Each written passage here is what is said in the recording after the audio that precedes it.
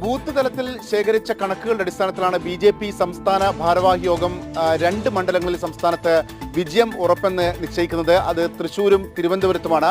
തിരുവനന്തപുരത്ത് മോദിയുടെ ഗ്യാരണ്ടിയും രാജീവ് ചന്ദ്രശേഖരന്റെ വ്യക്തിപ്രഭാവവും വോട്ടായി എന്നാണ് പാർട്ടിയുടെ കണക്കുകൂട്ടൽ.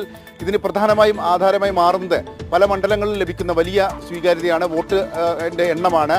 നേമത്ത് 20,000-ന് മുകളിൽ ഭൂരിപക്ഷം പോകും. അതുപോലെ തന്നെ വട്ടിയൂർക്കാവിൽ 15,000-ന് മുകളിൽ, കഴക്കൂട്ടത്ത് 8,000-ന് മുകളിൽ, തിരുവനന്തപുരം സെൻട്രൽ 5,000-ന് മുകളിൽ എന്നിങ്ങനെ വോട്ട് പോകും. പാറശാലയിൽ 2ാം സ്ഥാനത്തെത്തും. കോവളത്തും നെയ്യാറ്റിൻകരയിലും 3ാം സ്ഥാനത്താണെങ്കിലും വോട്ട് കൂടും. അങ്ങനെ 12,000 വോട്ടിന്റെ ഭൂരിപക്ഷത്തിൽ തിരുവനന്തപുരത്ത് വിജയിക്കുമെന്നാണ് പാർട്ടിയുടെ കണക്ക്. തൃശ്ശൂരിലും 4 ലക്ഷം വോട്ട് സുരേഷ് ഗോപി പിടിക്കും എന്നാണ് കണക്ക്. നാട്ടിക, തൃശ്ശൂർ, അതുപോലെ തന്നെ ഇരിങ്ങാലക്കുട മണ്ഡലങ്ങളിൽ 1ാം സ്ഥാനത്തെത്തും. പുതുക്കാട് മണ്ഡലത്തിലെല്ലാം 2ാം സ്ഥാനമായിരിക്കും. ഏതായാലും അവിടെയും വിജയമുണ്ടാകും. ക്രിസ്ത്യൻ വോട്ടുകൾ കൂടുതലായും പാർട്ടിക്ക് ലഭിച്ചിട്ടുണ്ട് എന്നാണ് കണക്ക്.